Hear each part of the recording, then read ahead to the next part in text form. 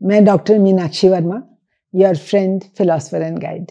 हमने एक नई सीरीज स्टार्ट की है जिसमें हम मंथ वाइज बात करते हैं कि कैसे क्या क्या हर मंथ में क्या क्या प्रॉब्लम्स होती हैं, क्या सिम्टम्स होते हैं, क्या रिक्वायरमेंट्स हैं। हम इसके में एक वीडियो आपको पहले ही दे चुके हैं, वो है फर्स्ट और सेकंड मंथ ऑफ प्रेगनेंसी में क्या होता है। दोनों को मैंने एक साथ कंबाइन किया हुआ था। आज मैं थर्ड मंथ ऑफ प्रेगनेंसी के बारे में बात करूंगी। थर्ड मंथ ऑफ प्रेगनेंसी है 9वें से लेके जो 13वां सप्ताह है, 9 to 13 वीक्स, वो थर्ड मंथ ऑफ प्रेगनेंसी है। और इसमें जो एम्ब्रियो है या फीटस है वो इसमें अभी एक इस स्टेज पे एम्ब्रियो से फीटस आ जाता है। 56 डेज के बाद हम एम्ब्रियो के बाद उसको फीटस बोलते हैं, नॉट एम्ब्रियो। तो जो फीटस है वो इस लाइक लेमन साइज, उसका साइज इतना होता है और वेट करीब 25 to 30 ग्राम्स। उसके डिफरेंट ऑर्गन्स डेवलप होने लगते हैं, पूरे हाथ पैर बनने लगते हैं, फिंगर्स बनने लगती हैं और फेस का फॉर्मेशन होने लगता है, इंटरनल ऑर्गन्स बनने लगते हैं, बोन्स हैं, मसल्स बनने लगती हैं और उसकी जो रिफ्लेक्सेस हैं जैसे सकिंग है, swallowing रिफ्लेक्सेस हैं, ये सब भी डेवलप होने लगते हैं। ये सब अल्ट्रासाउंड में हमको दिखाई पड़ने लगती हैं और इसको हम पीरियड ऑफ ऑर्गेनोजेनेसिस कहते हैं। And it's a very very important period क्योंकि इसमें सब डिफरेंट ऑर्गन्स बहुत फास्ट तरीके से जल्दी जल्दी डिफ्रेंशिएट होते जाते हैं और बनते जाते हैं। उसके बाद जब पीरियड ऑफ ऑर्गेनोजेनेसिस खत्म हो जाता है उसके बाद it's purely a growth factor, growth of different organs. लेकिन जो बेसिक स्ट्रक्चर है, जो फ्रेमवर्क है, वो already bye the end of 13 weeks वो बन जाता है। इसीलिए ये पीरियड बहुत सेंसिटिव होता है और इसमें किसी भी तरह की दवाइयाँ या कोई रेडिएशन या कोई वायरल इन्फेक्शन, किसी भी तरह की प्रॉब्लम जो अगर मदर को होती है then it can affect the organogenesis and बच्चे में मैलफॉर्मेशंस होने की संभावना रहती है। That's why we are very very careful about this period, जहाँ पे किसी भी तरह की दवाइयाँ उस तरह की ना दिए जाएं। तीसरे महीने में सिम्टम्स क्या होते हैं? वही नॉजिया, वॉमिटिंग वगैरह जो पहले से चल रही है और वो शुरू में तो चलती रहती है लेकिन 9th 10th वीक के बाद धीरे धीरे कम होती जाती है and by the end of 12th week और 13 वीक तक वो काफी खत्म हो जाती है। किसी किसी केस में तो पूरी तरह से खत्म हो जाती है। लेकिन फ्रीक्वेंसी ऑफ यूरिनेशन, जो बार बार यूरिन आना है वो बना रहता है, पेन इन लोअर एब्डोमेन बना रहता है, मूड चेंजेस रहते हैं, डाइजेशन स्लो रहता है बिकॉज ऑफ प्रोजेस्टेरोन इफेक्ट्स और वजाइनल डिस्चार्ज भी काफी इंक्रीज हो जाता है। माँ में क्या बदलाव रहते हैं? माँ फील करती है कि मेरे ब्रेस्ट जो हैं वो काफ़ी हैवी फील हो रही हैं, उसमें टेंडर हैं, साइज भी बढ़ गया है। बेबी बम्प अभी महसूस नहीं होता, दिखाई नहीं पड़ता, ना आपको दिखाई पड़ता है ना औरों को समझ में आता है, लेकिन आप थोड़ा सा एक हल्का सा भारीपन लोअर एब्डोमेन में महसूस कर सकते हैं। 11 वीक्स 12 वीक्स से जैसे मैंने बताया कि आपका नौसिया बिल्कुल ख़त्म हो जाता है 12 वीक्स तक आते आते। और लेकिन गम से ब्लीडिंग हो सकती है, गम से ब्लीडिंग या कभी कभी नोज से भी ब्लीडिंग हो जाती है। पहले जो बहुत एक्सट्रीम फटीग लगता था कि अभी कुछ कर नहीं सकते, उठ नहीं सकते, हिल नहीं सकते, वो चीज़ बहुत कम हो जाती है। और वेट गेन भी ट्रेमेस्टर में, जो फर्स्ट ट्रेमेस्टर हम बोलते हैं, थर्ड मंथ ऑफ प्रेगनेंसी में ही वेट गेन जो कुछ होता है दैट इज 0.5 to 1 kg।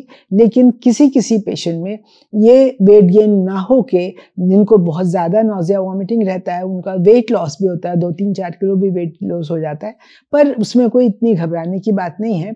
अच्छी डाइट लेने से, कैलोरीज बढ़ाने से, 300 to 400 एक्स्ट्रा कैलोरीज लेने से और जल्दी वेट गेन वो नॉर्मल पे वापस आ जाता है। मूड स्विंग्स भी इस टाइम पे काफ़ी रहते हैं।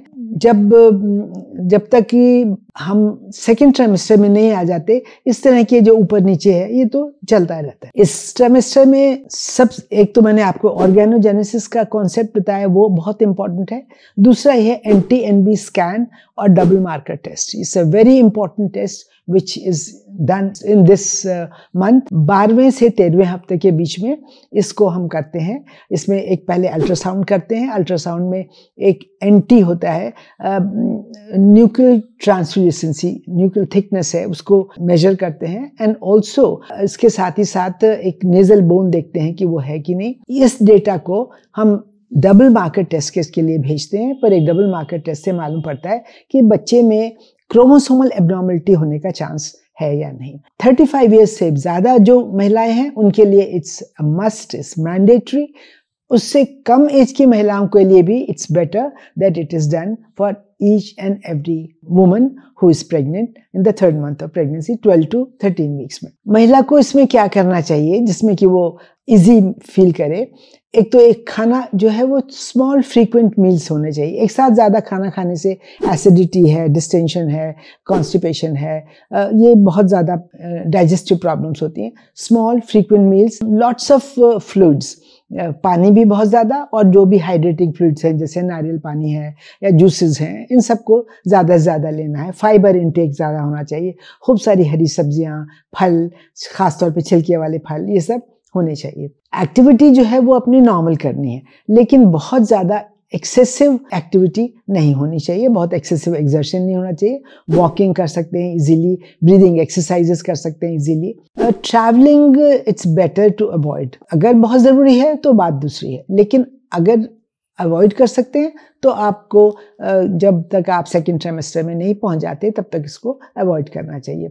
बाहर का खाना अवॉइड करना चाहिए जहां तक हो सके, क्योंकि एक तो पेट में इन्फेक्शन होने का चांस हमेशा ज़्यादा रहता है, एसिडिटी उसकी वजह से बहुत ज़्यादा हो जाती है। सो इट्स ऑलवेज बेटर कि एज फार एज पॉसिबल खाना बाहर का अवॉइड करें, और अगर खाएं भी तो ऐसी इंश्योर करें कि they should be hygienic places, very small street side joints, वहाँ खाने से हमेशा प्रॉब्लम होने का संभावना रहता है। और हम लोग बहुत ज़्यादा दवाइयाँ डायरिया वगैरह के लिए दे भी नहीं पाते हैं अर्ली प्रेगनेंसी में, इसलिए it's very important that you should take care of your diet and उसमें इन्फेक्शन होने का चांस ना रहे। एट द सेम टाइम आप डाइटिंग भी नहीं करेंगे।